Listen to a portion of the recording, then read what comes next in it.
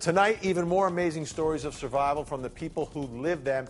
Joining me on the phone tonight, Terry Rodriguez. She was at work at a Golden Corral restaurant. Terry, good evening. Good evening. I'm watching some of this footage, and sitting in a chair, watching it on a monitor, it's absolutely jaw-dropping. Tell me what you saw.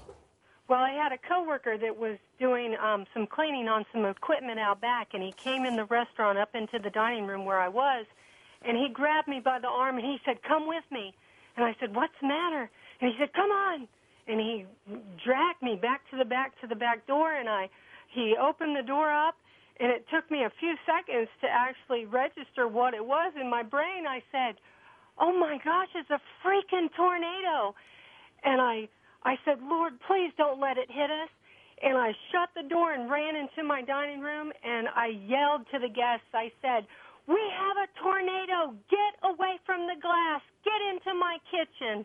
All I could think of was that glass breaking and cutting those people in half. And somebody said to me, they said, "You know, Terry, that was the best opportunity for you to get a new building, a new Golden Corral. You shouldn't have prayed that." And I said, "People are much more important than a stupid building." Terry, tell me the reaction of the folks there, because you've got word of this tornado that's about to hit you guys. How do people react when you give them this news? And what are those moments like as everything goes dark? Well, there wasn't a single scream. The only scream came from me. And the people jumped to their feet, and they just started running towards my kitchen. I mean, nobody got hurt or anything. I grabbed a wheelchair and pushed it back there, and just to get the people away from the glass. And they all just kind of bunkered down until it started lightening up outside. And what are you thinking at that moment, Terry? I've never been through a Mother Nature storm like that.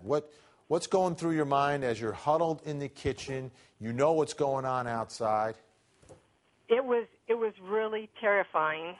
But when the building stopped rumbling, because you could feel rumbling under our feet, when it stopped rumbling, that's when I ran back to the other end of the kitchen and opened the door and looked.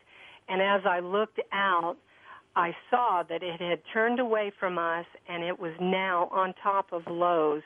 And I could see all of Lowe's roofing and everything just swirling. And we know the story from out of there. They had to get everyone out of harm's way there. Terry, thank goodness you're okay. Great job, Terry, and we're so glad that you're okay tonight.